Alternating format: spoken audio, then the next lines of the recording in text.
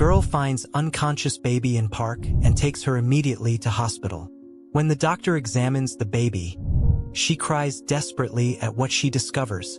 The late September breeze rustled through Riverside Park, scattering amber leaves across the worn footpath where 11-year-old Sophie Bennett walked alone. Her Saturday afternoon routine usually involved volunteering at the Millbrook Animal Shelter, but today they were closed for renovations. She kicked at the fallen leaves, her purple sneakers scuffed from countless similar walks, and adjusted the matching butterfly clips in her dark brown hair.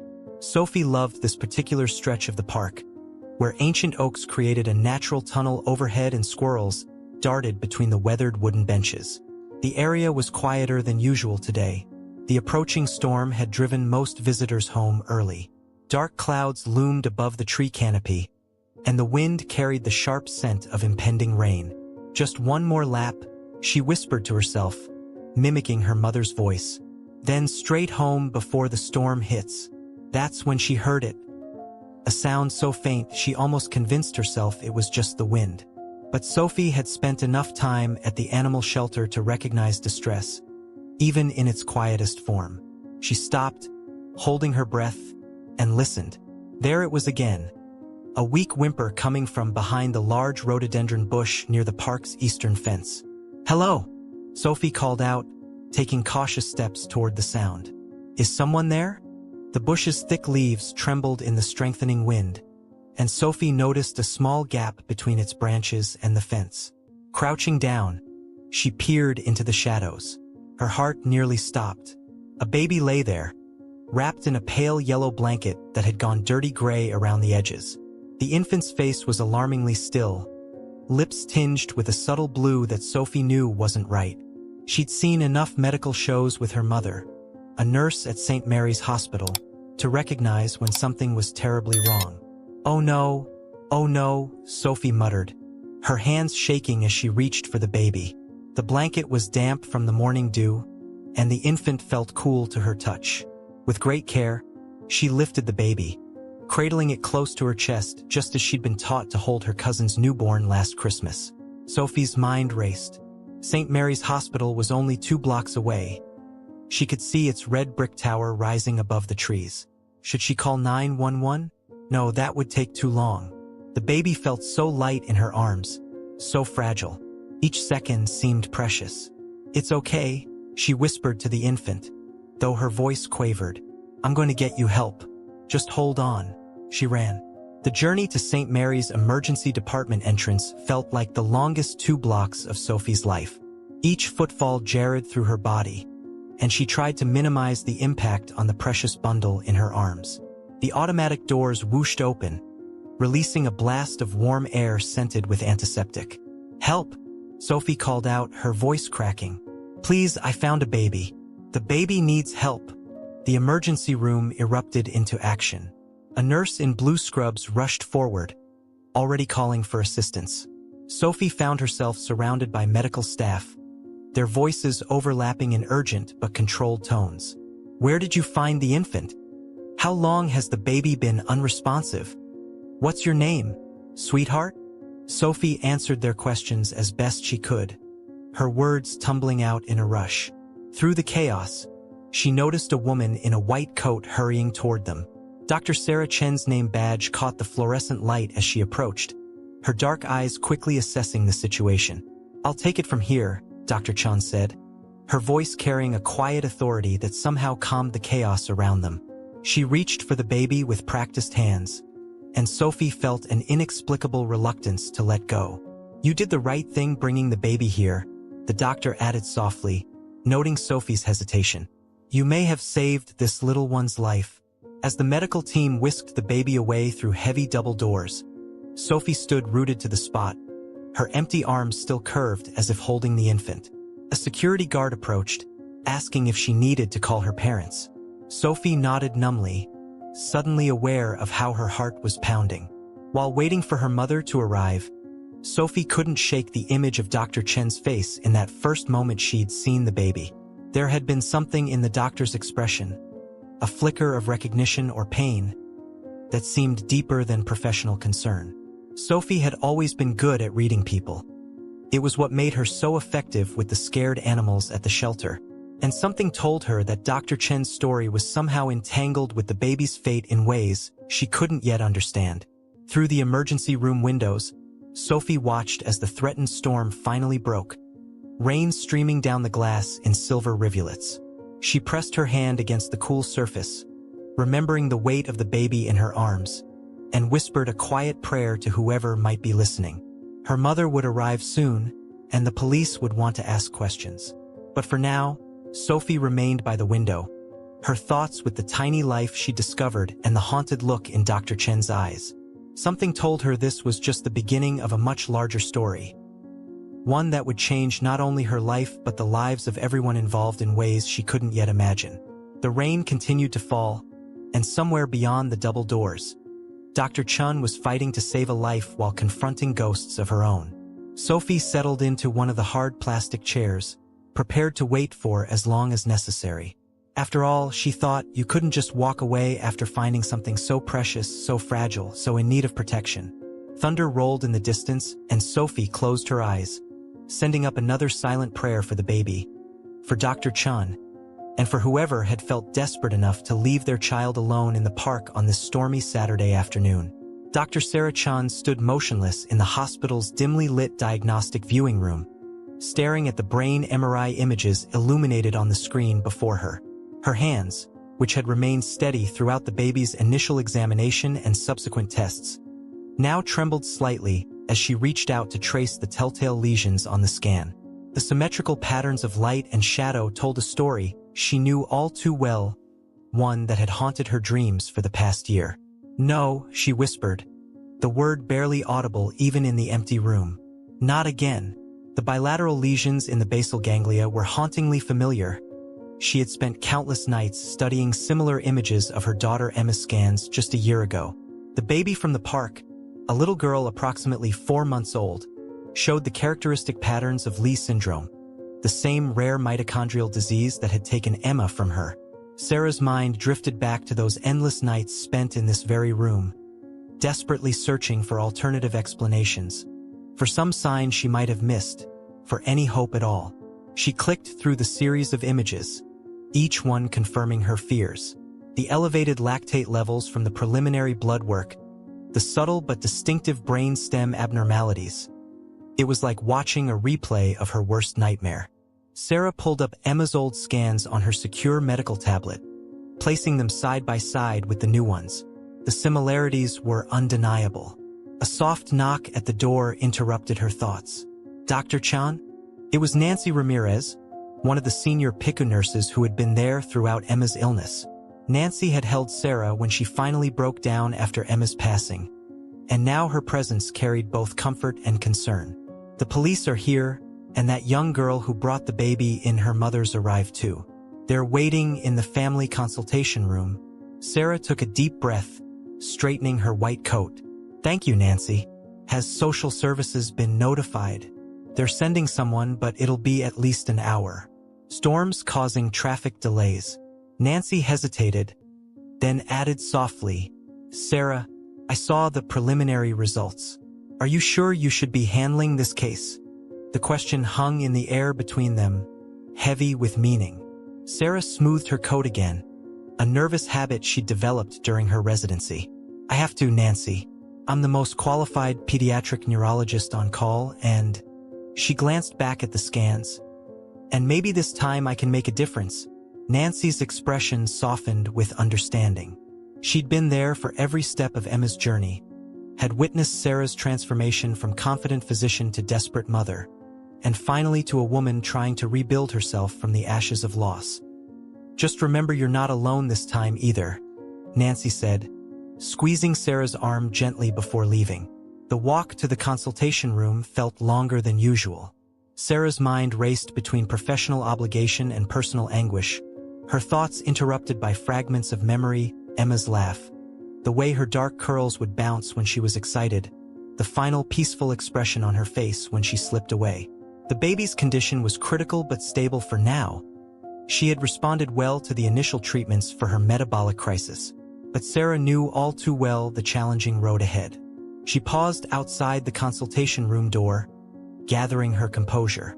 Through the narrow window, she could see Sophie Bennett perched on the edge of a chair, her legs swinging slightly, a reminder of just how young she was despite her remarkably mature actions today.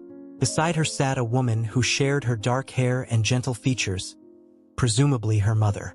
Two police officers stood near the window, their reflections ghosting against the rain-streaked glass. Sarah closed her eyes for a moment, centering herself.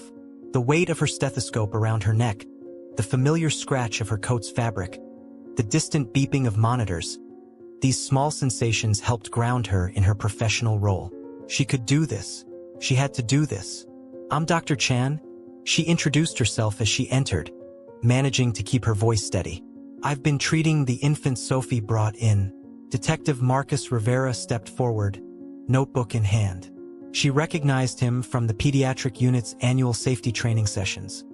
He specialized in cases involving children. "Doctor, what can you tell us about the baby's condition?" Sarah glanced at Sophie, noting the girl's wide-eyed concern. She chose her words carefully, conscious of her young audience. "The baby is stable but critical. She's approximately 4 months old and shows signs of a serious underlying medical condition. We're still running tests to confirm the exact diagnosis." The lie of omission felt heavy.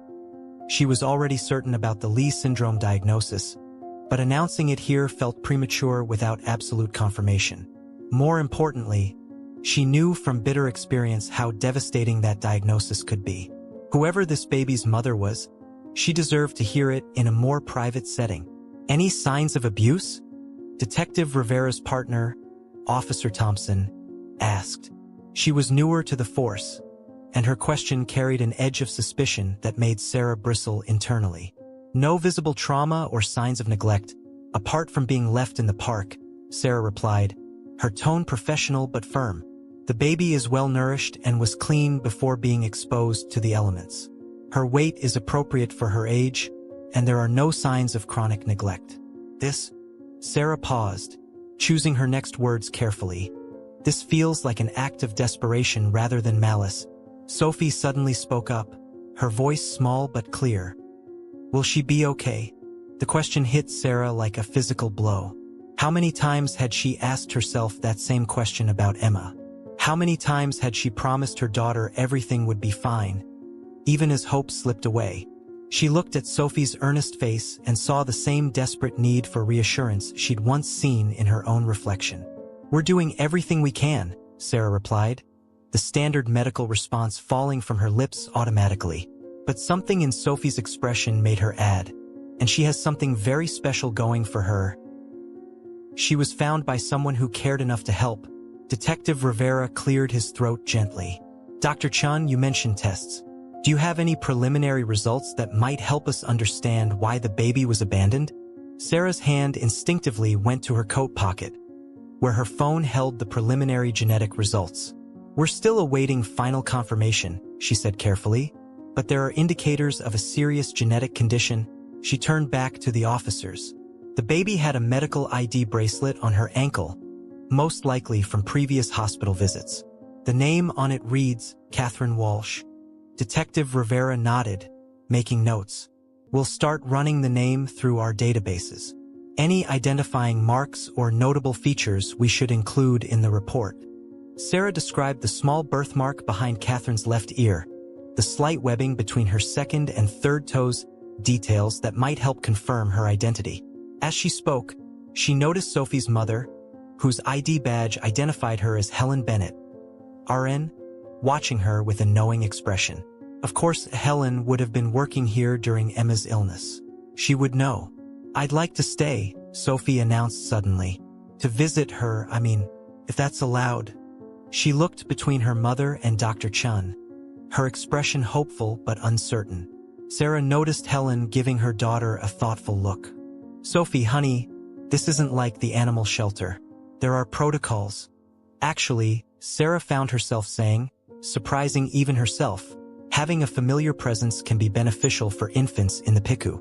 As long as it's cleared with the nursing staff and doesn't interfere with treatment, supervised visits might be possible.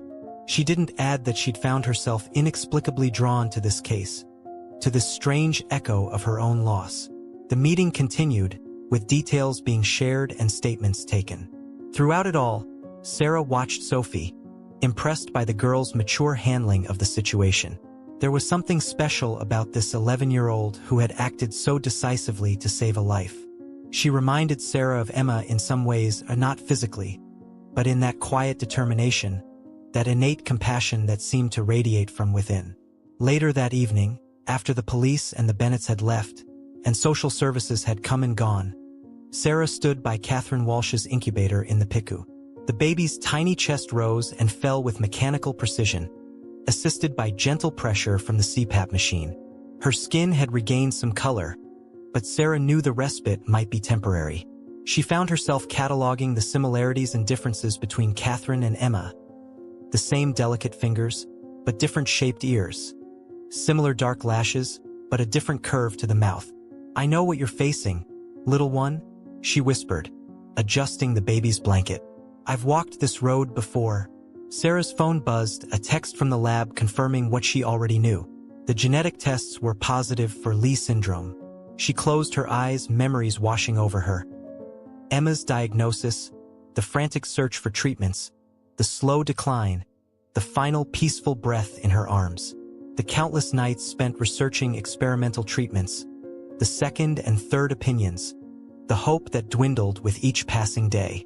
Opening her eyes, Sarah looked down at Catherine. "But maybe this time things can be different. Maybe this time I can help." In the year since Emma's death, there had been new research, new treatment protocols. She'd kept up with every development, even though she no longer had a personal stake in the advances. Until now, she turned to leave, but paused at the door. Through the PICU window, she could see Helen Bennett at the nurse's station, presumably starting her night shift. Their eyes met briefly, and Helen gave her a small nod of understanding. Beyond her, through the unit's large windows, the storm continued to rage. Sarah thought about Sophie, about Catherine, about Emma, about mothers and daughters, and the invisible threads that seemed to be drawing them all together. As if sensing her thoughts, Catherine stirred in her incubator, one tiny hand reaching out into empty air. Sarah walked back and gently slipped her finger into the baby's grasp. "You're not alone," she whispered. "None of us are anymore." The monitors beeped steadily, a rhythmic reminder of both the fragility and persistence of life. Somewhere in the city, Sarah knew, Catherine's mother was out there, perhaps wrestling with impossible decisions, carrying burdens Sarah understood all too well.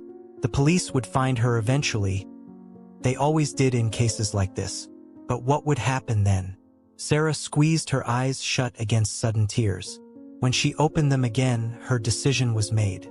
Whatever happened next, she would be there not just as a doctor, but as someone who understood the crushing weight of watching a child battle this merciless disease. She owed that much to Emma's memory, to Catherine's future, and to the brave girl who had refused to walk past a bush without investigating a cry for help. The storm outside began to ease, but Sarah knew their own storm was just beginning. She pulled out her phone and began composing an email to Dr. Marcus at Johns Hopkins. He'd been working on a new treatment protocol for Leigh syndrome. It was time to call in every favor, explore every option. This time, she would fight not just with a mother's desperation, but with the weight of experience and the power of hope that sometimes came from the most unexpected places. From down the hall, she heard Sophie's voice. Apparently, she convinced her mother to let her stop by before heading home. Sarah smiled slightly, reminded that sometimes the biggest changes came from the smallest acts of kindness. She tucked her phone away and prepared to face whatever challenges lay ahead, knowing that this time, at least, none of them would have to face them alone. 5 days after Catherine's discovery in the park, Jessica Walsh stood in the shadows of St. Mary's Hospital's chapel, her fingers tracing the worn wooden pews. The evening news had shown her baby's picture, along with a plea for the mother to come forward. She hadn't slept since seeing it, her mind tormented by images of her daughter alone in a hospital bed, surrounded by strangers. The chapel's stained glass windows cast muted rainbow patterns across the floor, a stark contrast to the turmoil in Jessica's heart. At 26, she had never imagined herself here, a single mother, drowning in medical bills, who had committed the unthinkable act of abandoning her child. The weight of her guilt pressed down on her chest like a physical thing. "I thought I might find you here." Jessica spun around to find Dr. Sarah Chun standing in the doorway. Her heart nearly stopped. "How did you?" "Security cameras caught you watching the PICU from the parking lot last night," Sarah said quietly, letting the chapel door close behind her. "You have your mother's eyes."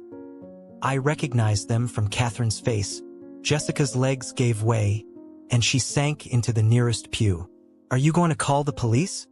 Sarah moved further into the chapel but maintained a respectful distance. "That depends on our conversation." She paused, then added, "I know about the Leigh syndrome diagnosis from Boston Children's Hospital." "Then you know why I did it," Jessica whispered, tears beginning to fall. "The experimental treatments they suggested. Even with insurance, I can't." She broke off, shoulders shaking. Sarah sat down in the pew across the aisle. "I know exactly what you're going through, Jessica. My daughter Emma had Leigh syndrome too. She passed away last year." The confession hung in the air between them. Jessica looked up, really seeing the doctor for the first time. The shadows under her eyes, the grief etched in fine lines around her mouth, the understanding in her gaze. "Did she suffer?" Jessica asked, her voice barely audible. "No," Sarah replied firmly. "I made sure of that. But I also made sure we tried everything possible first." She took a deep breath. "There are new treatments being developed, Jessica. Things that weren't available when Emma was sick. Dr. Marcus at Johns Hopkins—" "Stop," Jessica interrupted, standing abruptly. "Please just stop. I know about the new treatments. I spent months researching, hoping, praying. But do you know what they cost? Do you know what it's like to choose between paying for treatments that might not even work and keeping a roof over your child's head?" Sarah stood as well, her voice taking on an edge of urgency. "There are programs, grants. I've applied to them all." Jessica's voice echoed off the chapel walls. "I've begged, borrowed, sold everything of value I own. I worked 3 jobs until I couldn't stay awake long enough to care for my own baby. And still, it wasn't enough. It will never be enough." At that moment, the chapel door opened again. Sophie Bennett stepped in, then froze at the sight of the 2 women. "I'm sorry," she said quickly. "I didn't mean to interrupt. I come here sometimes to pray for Catherine." Jessica stared at the girl, recognition dawning. "You're the one who found her." Sophie nodded, clutching a small stuffed rabbit, one she'd brought for Catherine but hadn't yet had the courage to leave. "She's getting stronger," she offered tentatively. "I visit her every day after school. She likes when people read to her, and she holds on to your finger really tight, like she never wants to let go." The simple observation broke something in Jessica. She collapsed back onto the pew, sobs racking her body. Sophie moved instinctively toward her, but Sarah held up a hand, stopping her. "Sophie, honey, could you give us a moment?" But Jessica looked up, wiping her eyes. "No, please. Let her stay. I need to know everything about Catherine. These past 5 days. Not knowing." Sophie approached cautiously, sitting beside Jessica. With the natural compassion that had led her to check that bush in the park, she began to talk about Catherine, how the nurses had discovered she loved classical music, how she seemed to smile in her sleep, how her favorite time of day was sunset when the light turned golden through the PICU windows. Sarah watched the interaction, her medical training warring with her personal experience. She knew she should call security, alert the authorities. But she also knew that sometimes healing required breaking away from standard protocols. "Jessica," she said finally, "I have a proposal for you. But first, I need you to understand something." She moved to sit on Jessica's other side. "What you did in the park, leaving Catherine there, that can never happen again. But the desperation that drove you to that point, I understand it. Many people will judge you, but I won't be one of them." Jessica tensed. "What's your proposal?" "There's a new trial starting at Johns Hopkins. I've already spoken with Dr. Marcus about Catherine's case. He's willing to include her, and I've found a foundation willing to cover the associated costs." Sarah paused, letting this sink in. But they need her legal guardian's consent. They need you to come back officially, to face what happened and move forward. They'll arrest me, Jessica whispered. Probably, Sarah acknowledged. But I'll testify on your behalf. Explain the circumstances, the impossible choice you faced. And while the legal issues are being resolved, Catherine will be receiving treatment. She'll have a fighting chance. Sophie, who had been quiet during this exchange, suddenly spoke up. My mom says sometimes the bravest thing we can do is admit when we've made a mistake and try to fix it. Jessica looked at the girl, then at Sarah. Why would you help me like this? After what I did? Because a year ago, I couldn't save my daughter. But maybe together we can save yours. Sarah reached into her coat pocket and withdrew a business card. This is the number for Andrea Morton. She's a lawyer who specializes in cases like yours, and she's willing to take your case pro bono. All you have to do is call. The chapel fell silent except for the distant sound of hospital equipment and footsteps in the corridor outside. Jessica stared at the card in Sarah's hand. Her whole world balanced on this single moment of choice. Suddenly, alarms began blaring from the PICU. Sarah's pager went off simultaneously. She glanced at it, her face paling. It's Catherine. She's having a crisis. Jessica stood immediately, maternal instinct overriding everything else. I need to see her. Please. Sarah hesitated for a fraction of a second, then nodded. Follow me. Both of you. They rushed from the chapel, through corridors that seemed endless. When they reached the PICU, they found a team of medical professionals surrounding Catherine's incubator. Jessica pressed her hands against the observation window, watching in horror as her daughter's tiny body convulsed. Dr. Chan, Nancy called out as Sarah entered the unit. BP's dropping, lactate levels are spiking. Sarah snapped into doctor mode, her voice calm and authoritative as she began issuing orders. But even as she worked, she was aware of Jessica's presence behind the glass, of Sophie standing beside her, offering silent support. Minutes stretched like hours until finally, Catherine's vitals stabilized. Sarah stepped back, allowing the other staff to continue their monitoring. She walked to the observation window, where Jessica stood trembling. She's stable now, Sarah assured her. But this is why we need to act quickly. The trial at Johns Hopkins. I'll call the lawyer, Jessica interrupted, her eyes never leaving her daughter. I'll do whatever it takes. Just, please don't let my baby die. Sarah placed a hand on the window, her palm aligned with Jessica's. We're going to fight this together. All of us. She glanced at Sophie, who nodded firmly. I'll stay with her, Sophie promised. Every day. Until you can be here yourself. Jessica turned to the young girl, tears streaming down her face. Thank you. For everything. For finding her. For caring for her. For being here now. Through the window, they watched as Catherine's eyes fluttered open. Her tiny hand reached out, grasping at air, just as she had done that first day. But this time, her mother was there to see it. Go to the lawyer's office, Sarah said softly. I'll stay with Catherine until you return. And Jessica? She waited until the young mother met her eyes. Emma taught me that sometimes the greatest acts of love require the most courage. What you're doing now, facing this head-on, that's real love. Jessica squared her shoulders, drawing strength from Sarah's words and Sophie's presence. She took one last look at her daughter, then turned toward the elevators. Each step felt like both an ending and a beginning.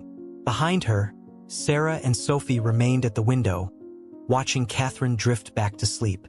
The setting sun painted the PICU in shades of gold, just as Sophie had described, casting long shadows that seemed to connect all of them, doctor, child, and baby, in a web of fate and choice and hope.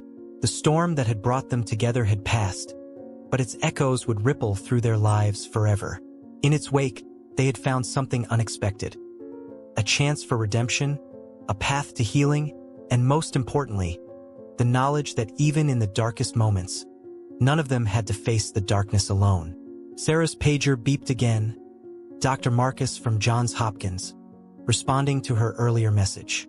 She looked at Catherine, peaceful now in her incubator, and felt something she hadn't experienced since Emma's death. Hope. Real, tangible hope. Sometimes, she murmured, more to herself than to Sophie. The hardest storms bring us exactly where we need to be. Sophie slipped her small hand into Sarah's.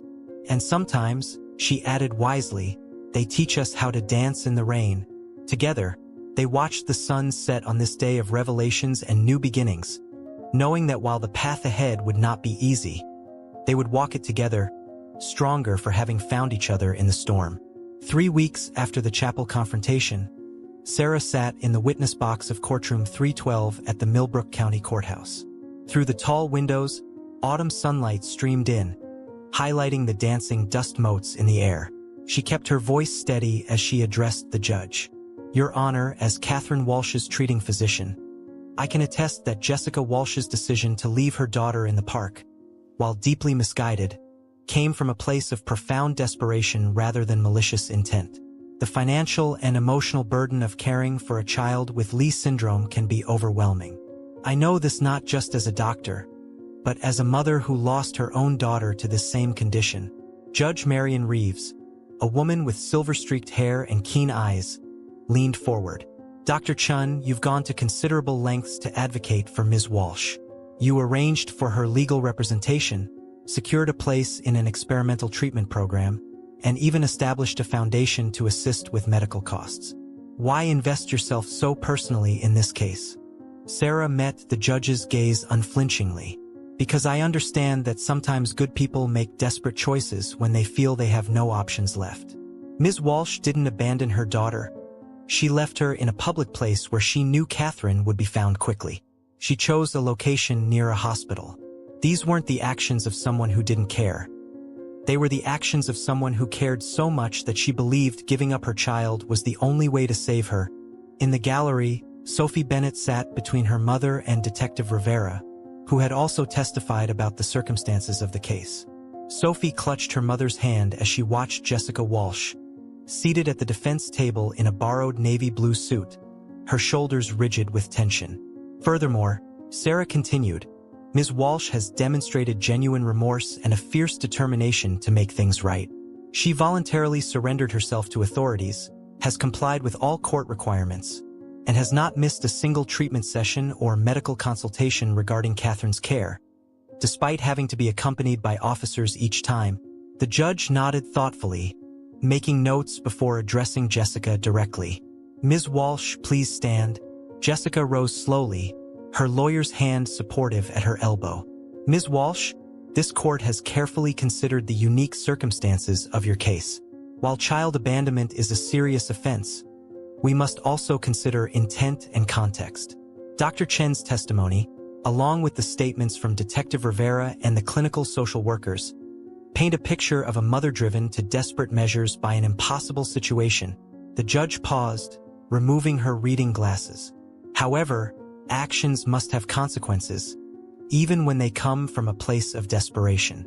Therefore, I am sentencing you to 2 years of probation, mandatory parenting and financial management classes, and 200 hours of community service, which may be served by assisting Dr. Chen's newly established foundation for families affected by rare genetic disorders. Relief flooded Jessica's face as the judge continued. Additionally, you will maintain regular meetings with a court-appointed social worker and continue participating in the counseling program you've already begun. Custody of Catherine will be restored to you, with monthly monitoring by social services for the duration of your probation. Judge Reeves's expression softened slightly. Ms. Walsh, you have been given a second chance. I trust you will make the most of it. Thank you, Your Honor, Jessica whispered, tears streaming down her face. I will. After the proceedings concluded, they gathered in the courthouse corridor. Sarah, Jessica, Sophie and her mother, Detective Rivera, and Andrea Morton, Jessica's lawyer. The morning sunlight through the high windows caught the tears on Jessica's cheeks, making them glitter like diamonds. I don't know how to thank you all, Jessica began, but Sarah shook her head. There's no need, she said firmly. What matters now is moving forward. The Hopkins trial begins next week, and Catherine's showing promising responses to the preliminary treatments. Sophie stepped forward, holding out a small photo album. I made this for you, she told Jessica shyly. It's pictures of Catherine from when you couldn't be there. so you won't miss anything." Jessica knelt down to Sophie's level, accepting the album with trembling hands. As she flipped through the pages, each one documented with Sophie's careful handwriting, noting dates and small milestones, fresh tears spilled over. "You kept her story alive," Jessica whispered. "When I was too afraid to face it myself, you made sure she wasn't alone." Detective Rivera cleared his throat. "Speaking of moving forward, I've spoken with the hospital administration. They've agreed to let Ms. Walsh resume her job in the billing department, with some additional training in insurance advocacy.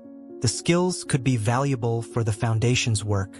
Sarah nodded, remembering their discussions about turning painful experience into purposeful action. The foundation, hastily established in those tense days after the chapel confrontation, was already helping 3 other families navigate the complicated landscape of rare disease treatment. Helen Bennett spoke up. "And you'll have support. We've established a network of volunteer nurses to help with Catherine's care when you're working or taking classes. No one should have to face this alone." Jessica stood, clutching Sophie's photo album to her chest. "I still don't understand why you've all done so much for us after what I did." "Because that's what community means," Sophie said simply, with the straightforward wisdom of children. "Helping each other through the hard parts." Sarah watched the interaction, feeling the familiar ache in her chest that appeared whenever she thought of Emma. But now it was accompanied by something else, a sense of purpose, of healing through helping others. She thought of the empty room in her house that she was converting into a foundation office, of the support group meetings she would begin hosting next month, of the research papers on her desk detailing promising new treatments. "Catherine's afternoon treatment session is in an hour," Sarah reminded them gently. "Why don't we head back to the hospital?" "Sophie, I believe you mentioned something about finishing Charlotte's Web today." They moved as a group toward the courthouse exits, their footsteps echoing in the marble corridor. Outside, the October air was crisp and clean, carrying the scent of fallen leaves and new beginnings. Jessica paused at the top of the courthouse steps, lifting her face to the sun. "It's strange," she said quietly to Sarah. "A month ago, I felt so alone that I made the worst decision of my life. Now I have more support than I ever imagined possible." Sarah squeezed her shoulder. "Emma taught me that sometimes the greatest gifts come from our deepest wounds. What matters is what we choose to do with them." As they descended the steps together, Sarah reflected on the chain of events that had brought them all together: a child's compassion, a mother's desperation, a doctor's grief, and the healing power of understanding. Sometimes, she thought, the hardest storms really did bring us exactly where we needed to be.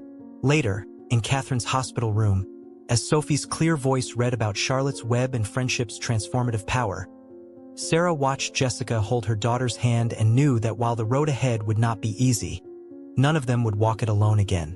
And sometimes that made all the difference. 6 months later, on a bright spring morning, Sophie Bennett stood once again in Riverside Park. The rhododendron bush where she had found Catherine was now adorned with a small bronze plaque.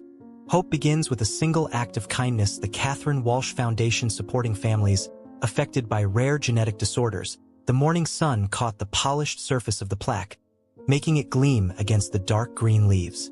Sophie traced the letters with her finger, remembering that stormy September day that had changed so many lives. "I thought I'd find you here."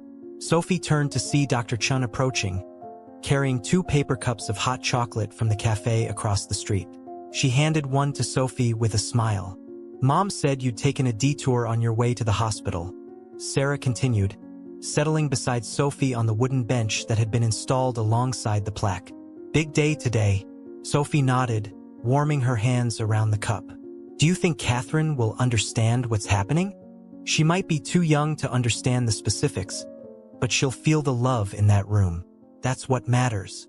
Sarah paused, watching a pair of sparrows hop along the pathway. "The latest test results came back yesterday, by the way. The new treatment protocol is showing promising results." Sophie's face lit up. "Really?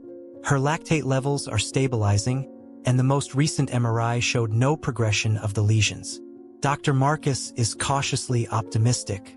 Sarah took a sip of her own hot chocolate. "Of course, we still have a long road ahead. But But she has a chance now, Sophie finished. And she's not alone. The words hung in the morning air, carrying the weight of all that had happened since that September afternoon. The foundation, initially created to help with Catherine's medical expenses, had grown to support dozens of families across the state. The support group that met in the hospital's community room every Thursday was consistently full, with parents sharing resources, advice, and hope. Sarah checked her watch. We should head over. Jessica will be waiting. They walked together through the park, now bursting with spring blooms.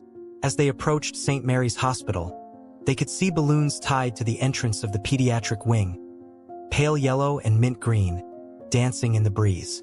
Inside, the hospital's small chapel had been transformed. Flowers filled every available surface, and soft classical music played from hidden speakers. Jessica stood at the front, Catherine in her arms, both dressed in matching white dresses. The baby, now 10 months old, was alert and curious, her dark eyes taking in the gathered crowd. Helen Bennett was there, along with Detective Rivera and his family.